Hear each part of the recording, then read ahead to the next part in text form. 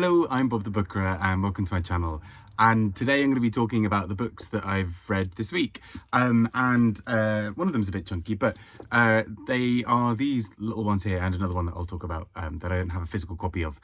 And it's been a fun reading week. I'm about to sort of disappear off for a little bit to look after a dog, Kelsey. And so sort of, my aim is to sort of try and delve into some rather chunky books there as well. But in the meantime, let's just talk a little bit about these ones here.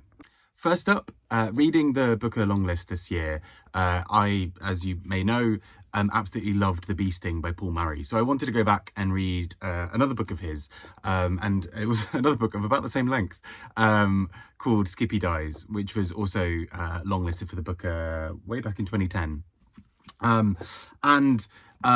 Some of the sort of similar things that you'd kind of see in The Bee Sting happen there, and the sense of sort of multiple narratives spread out over this sort of semi-epic kind of book. I mean, I say semi-epic, it's just because it's 600 pages. It's like the time span is not that big in the book.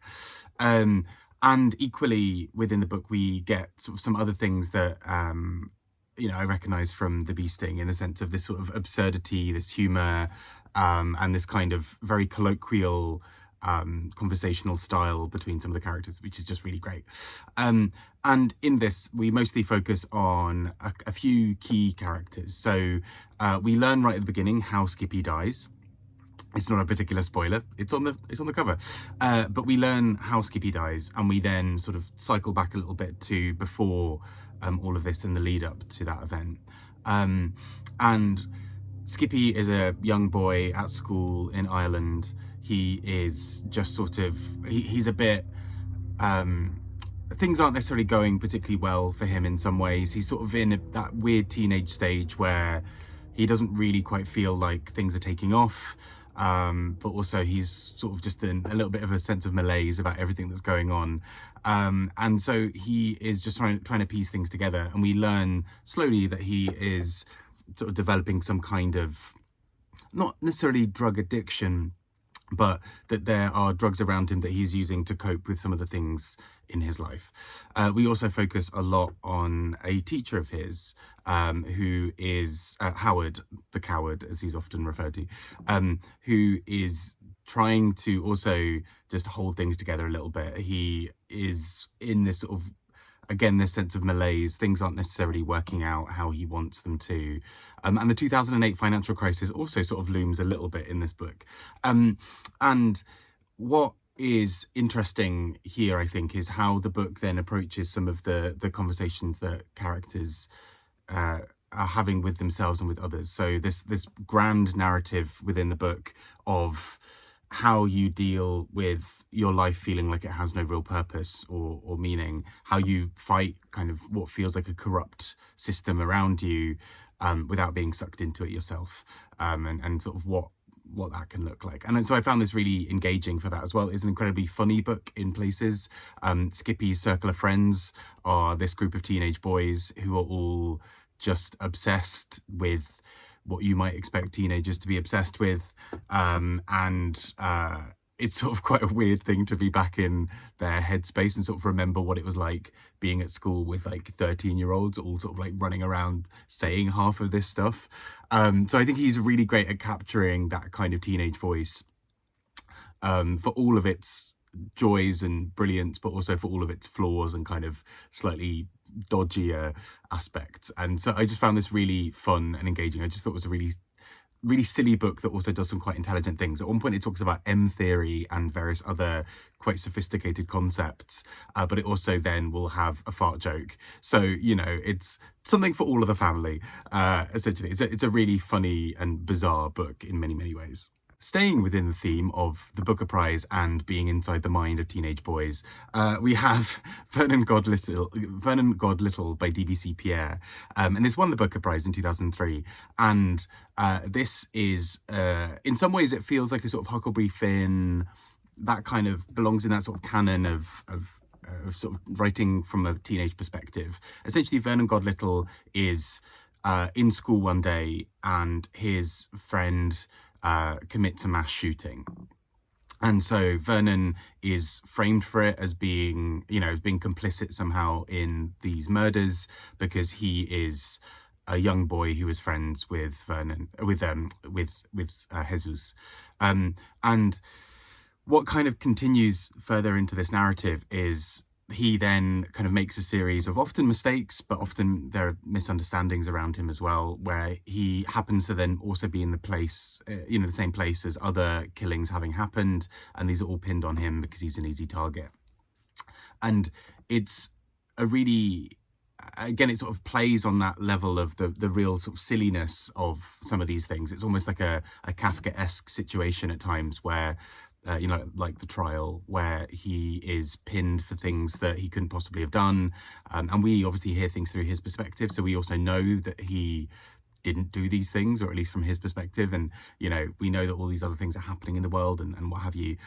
So we kind of have this sort of unique perspective that he is not really part of all of this, which nobody else has. And I think what this book then does that's really clever towards the end, and this is not a spoiler, but it starts to really critique and satirize to some degree the kind of early 2000s, late 90s, early 2000s pop culture, particularly around this sort of spectacle of things that are quite dehumanizing, and the spectacle where people at home can play along and join in the suffering, or join in watching people suffering. So it, for example, at one point references Big Brother, the TV show, but in many ways it was already, I think even if it hadn't mentioned Big Brother, that's where my mind was going, because it felt very evocative of that era.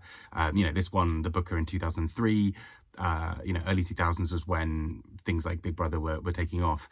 And that's really where a lot of the time there were these people who were created on TV as villains. And, that always happened to some degree, but there was a real spectator sport in hating people who were on TV for having been portrayed as the villains. And it worked for TV studios. But often for those people, it was an incredibly difficult life afterwards. And Vernon is kind of caught up in something similar towards the end of this book as well. So I just thought, actually, for a book that I put off for ages, I've owned this book for probably over 10 years at least, and I keep on putting off reading it. And part of that was because I thought it was going to be a bit sort of zany and off the wall and what have you, and it has elements of that. But I think also this is actually a really biting critique of like that kind of culture, that sort of gotcha culture. And I think it does it very, very well, which really surprised me. I don't know why I should be surprised that a Booker winner had something deeper to it than what the blurb suggested. But this was a pleasant surprise. I thought was really cleverly written in quite a focused way, even if it feels at times completely off the wall and a bit bonkers at the same time. Changing tack entirely and not living inside the brain of a teenage boy again. Because, thank goodness for aging. I then read Gaia Vince's Nomad Century. And so this is a non-fiction book that was shortlisted for the Wainwright Prize that is talking about future problems facing the Earth, nice and cheery, but looks at ways that we currently perceive of things like migration and how some of that might be wrong. So this book sort of firstly talks about notions of how humanity has always migrated to some degree, and partly that is how people migrated in sort of early history.